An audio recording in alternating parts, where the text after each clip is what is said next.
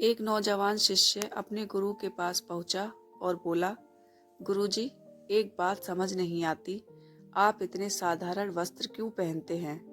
इन्हें देखकर लगता ही नहीं कि आप एक ज्ञानी व्यक्ति हैं, जो सैकड़ों शिष्यों को शिक्षित करने का महान कार्य करता है।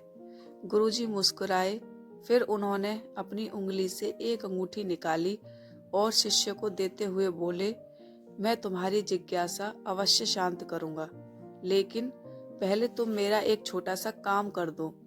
इस अंगूठी को लेकर बाजार जाओ और किसी सब्जी वाले या ऐसे ही किसी दुकानदार को इसे बेच दो। बस इतना ध्यान रहे कि इसके बदले कम से कम सोने की एक असरफी जरूर लाना।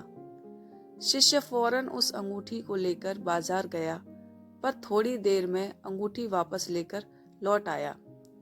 क्या हुआ, तुम इसे लेकर क्यों लौट आए? गुरुजी ने पूछा।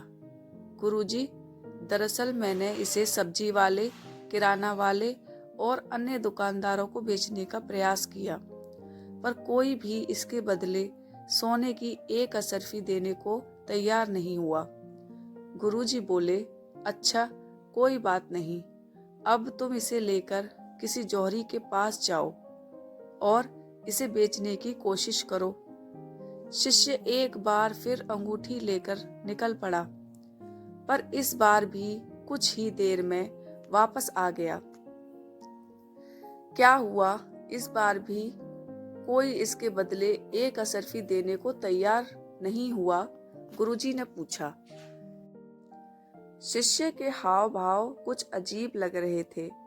वो घबराते हुए बोला, अरे नहीं गुरुजी, इस बार मैं जिस किसी जौहरी के पास गया, सभी ने ये कहते हुए मुझे लौटा दिया कि यहाँ के सारे जौहरी मिलकर भी इस अनमोल हीरे को नहीं खरीद सकते। इसके लिए तो लाखों असरफियां भी कम हैं।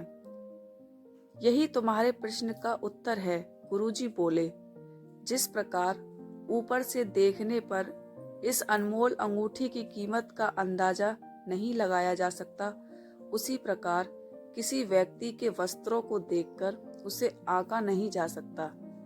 व्यक्ति की विशेषता जानने के लिए उसे भीतर से देखना चाहिए। बाह्य आवरण तो कोई भी धारण कर सकता है, लेकिन आत्मा की शुद्धता और ज्ञान का भंडार तो अंदर ही छुपा होता है।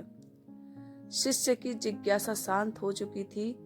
वह समझ चुका था कि बाहरी वेशभूषा से व्यक्ति की सही पहचान नहीं हो सकती। जो बात मायने रखती है वो ये कि व्यक्ति भीतर से कैसा है।